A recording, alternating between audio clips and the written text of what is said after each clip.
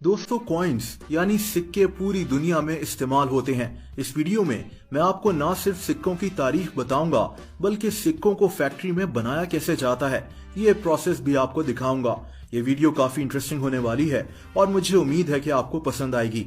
दोस्तों, कहते हैं कि 5000 साल पहले कदीम चीन में सिक्कों की जगह शेल्स को इस्तेमाल किया जाता था। लोग अपने जानवर और अनाज वगैरह हुकूमत के पास जमा करवाते थे और बदले में इनको शेल्स दे दिए जाते थे। लेकिन वो सिक्के जो हम आज इस्तेमाल करते हैं इनकी तारीख 2600 साल पुरानी है। आज जहाँ टर्की है यहाँ एक कौम रहती थी जिन्हें लाइडियन कहा जाता है। यही वो लोग हैं जिन्होंने तारीख के सबसे पहले सिक्के बनाए थे। ये सिक्के सोने, चांदी और कॉपर के मिक्सचर से बनाए जाते थे और इन पर जानवरों की तस्वीरें बनी होती थी।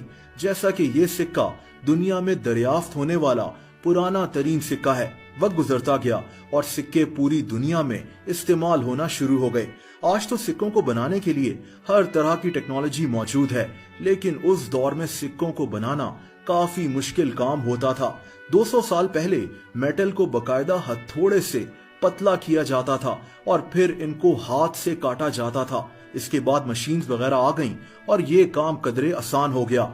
लेकिन दोस्तों, जाहिर सी बात है कि अब जदीद मशीन्स की वजह से सिक्के बनाने का प्रोसेस बिल्कुल तब्दील हो गया है।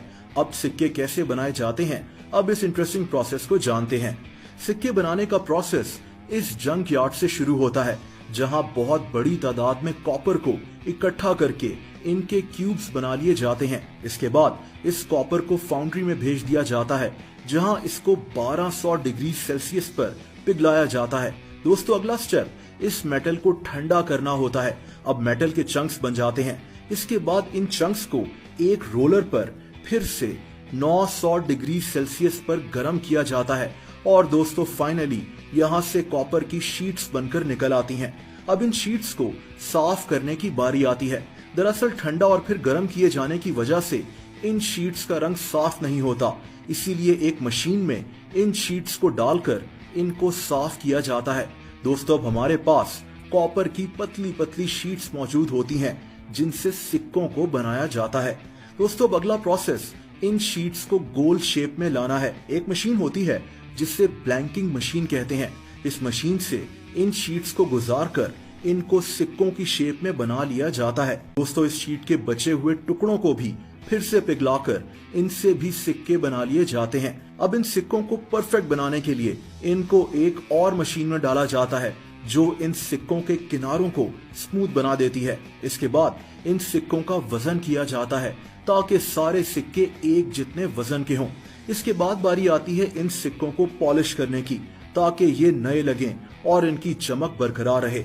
और आखिर में इन सिक्कों पर डिजाइन्स को प्रिंट किया जाता है। यहाँ एक मशीन होती है जिस पर इन सिक्कों को लगाए जाने वाले डिजाइन्स बने हुए होते हैं, यानी हेड और टेल।